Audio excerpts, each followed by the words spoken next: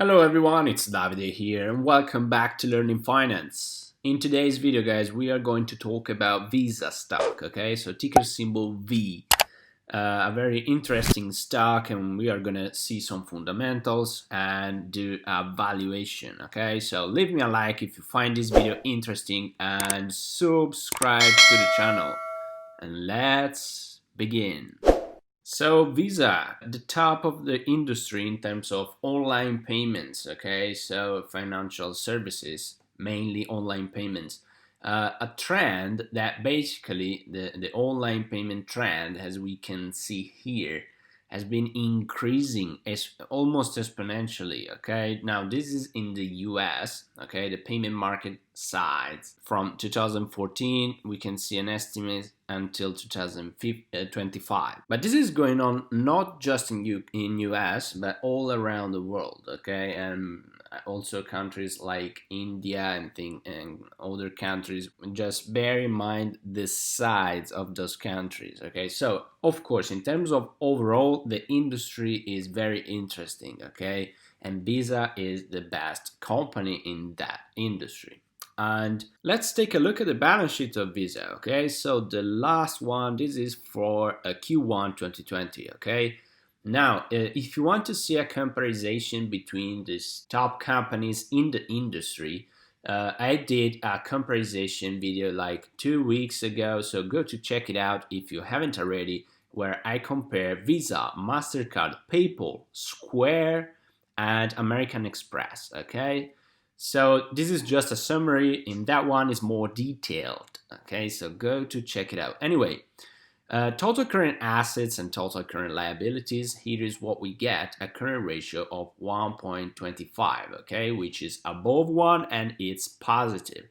It's not too bad, okay, especially in the current moment that we live in. Total assets and total liabilities, we have 72.8 billions and 38.23 billions.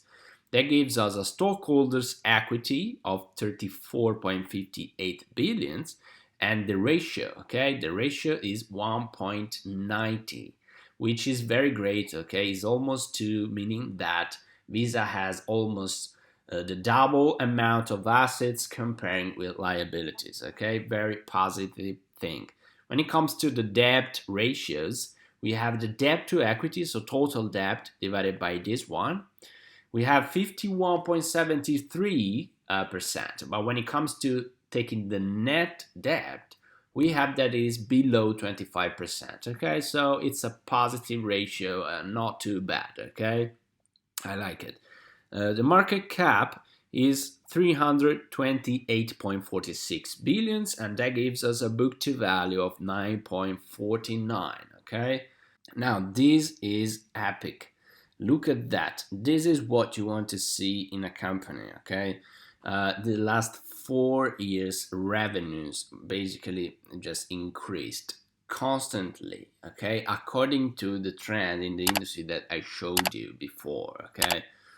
And earnings as well, okay? Earnings have been increasing as well. Now I'm gonna show you that Visa has a wonderful margins, okay? Net margins are wonderful. Look at that. Now here we can appreciate the revenues growth, okay? And that's epic. But look at the net income. Here we were basically not profitable back then in 2008, and once we became profitable, look at that, the net margin became above the zero line here, has always been increasing, okay, following the revenues. And that is absolutely what you want to see in a company, okay, especially in this industry where margins can be very high, okay, and that is very positive because at the end of the day you have more cash flows and the firm is making more money, okay, which is great in the stock price. And look at that, once margin became positive, they have always been basically above 10%, and the trend has been going up, is a positive trend, and right now we are stable about 30% and basically around 50% in net margins is wonderful, okay? It's something that basically you have a revenue of around 34 billion and the net income is half, okay, which is very, very, very great.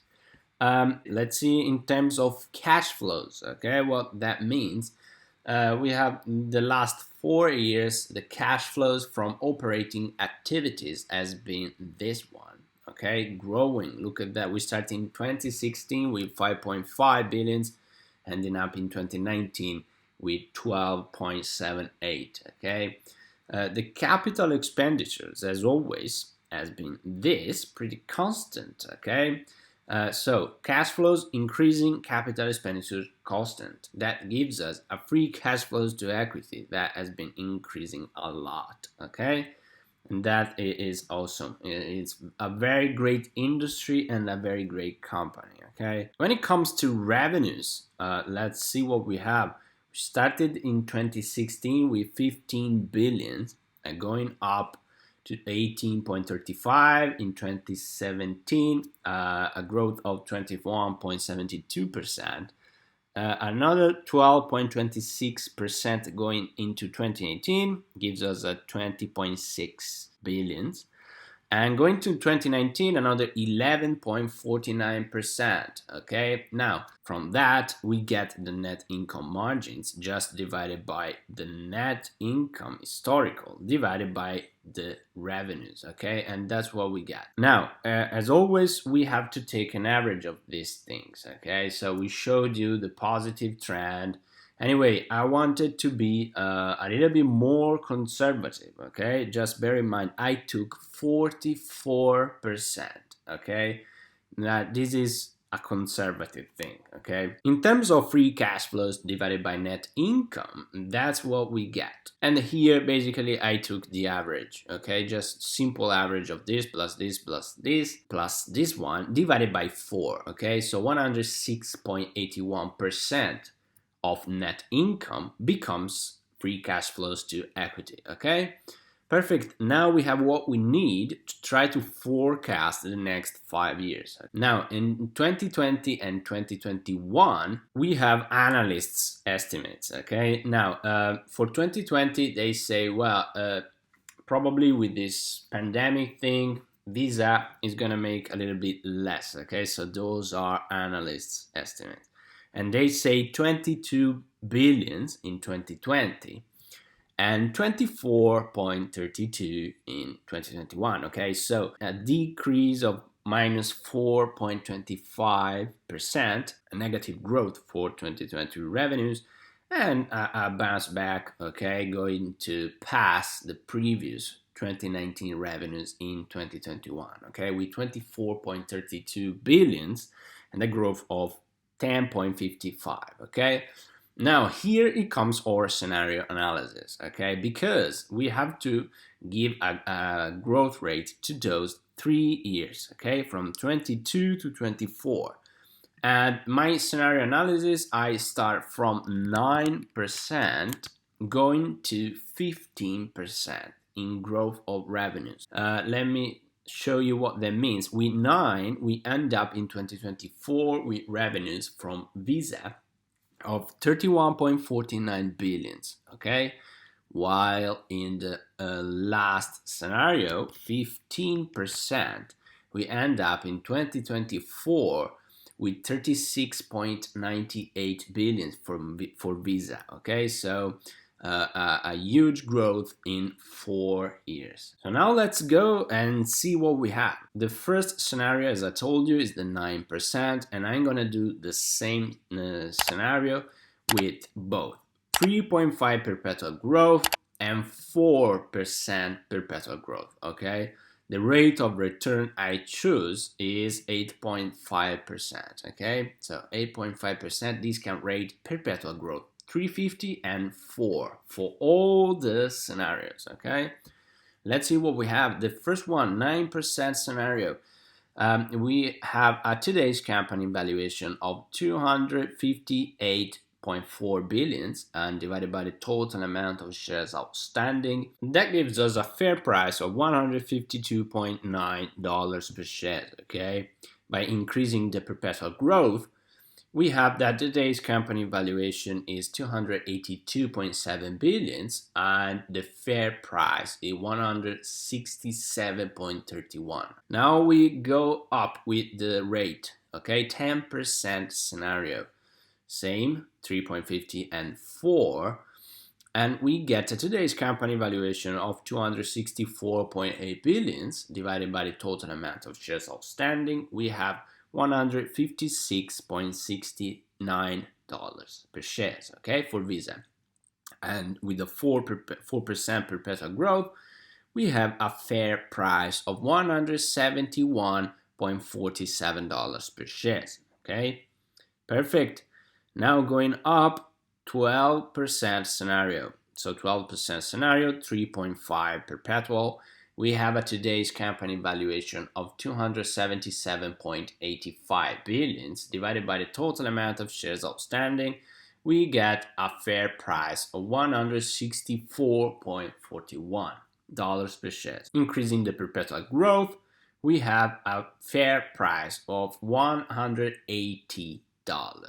Okay, that's it. Now the 14% scenario. This one with the perpetual growth of 3.50, we have a today's company valuation of 291.34 billions and divided by the total amount of shares outstanding, that gives us a fair price of $172.40 per share. Increasing the perpetual growth, we have a fair price of $188.85. Okay, and now going through the last scenario, 15% with 3.50% in perpetual growth. That gives us today's company valuation of 298.27 billions and a fair price of $176.50. If we increase the perpetual growth to 4%, we get a today's company valuation of 326.81 billions. Divided by the total amount of shares outstanding, we get a fair price of $193.38 per share. Okay, perfect. Now, as always, we have different scenarios. Now, in my opinion, probably the 9% is too much conservative, okay? It's very conservative. Anyway, we have to consider it. We have to consider the fact that probably things are not gonna go so good, okay? It's better to be conservative when we do those things. And the 15% scenario is a very growth scenario anyway.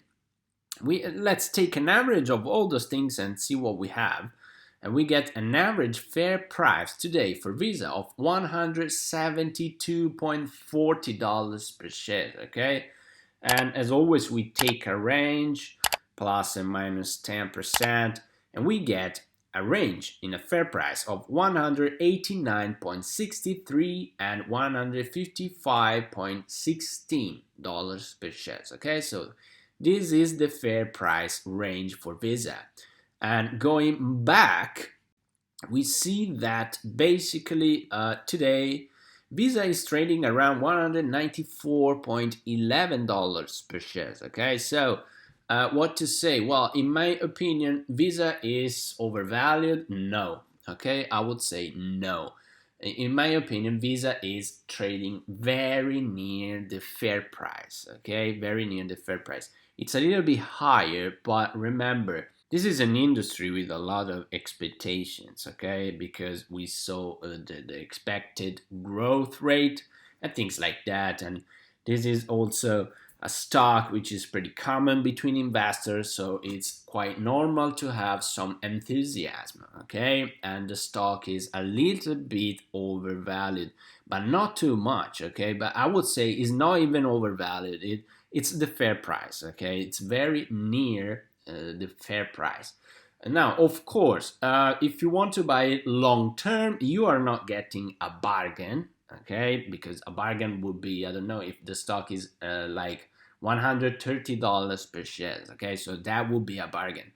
But right here, well, you are paying the full price, okay? But not too much, like probably it is 220 per share would be probably more. That would be overvalued, okay, a little bit. But this price, well, it's very near the fair price. Now, with this analysis, you also understand that I see a lot of folks out there telling you that the market is in a bubble. Well, I would not say that, okay? Because when you do valuations, what you realize is that a lot of stocks are now trading very near their fair price. Meaning a bubble would mean, I don't know, for example, for Visa would be, I don't know, $800. $1,000 per share, but even more. Okay, so 1,200, for example. A bubble means that the price is 10 times more what the fair price is. Okay, and or even more. Even more. We intend a bubble when something basically has a value of 1 and the price in the market is 20. Okay, so that's a bubble. In this situation, where almost all the stocks are trading very near the fair price, well, I would not say that the market is in a bubble, okay? Now, if you want to take one of those templates, okay, with the formula and play a little bit with it, trying to understand how it works, I shared this template basically in the previous video, okay? So go to check it out if you haven't already, and you can take it from there. Now, I hope you find this video interesting, guys, and leave me a like, leave me a comment below, tell me if you like Visa, if you own Visa, or if you're planning to buy some, okay? Have a wonderful day, subscribe to the channel, and see you in another video.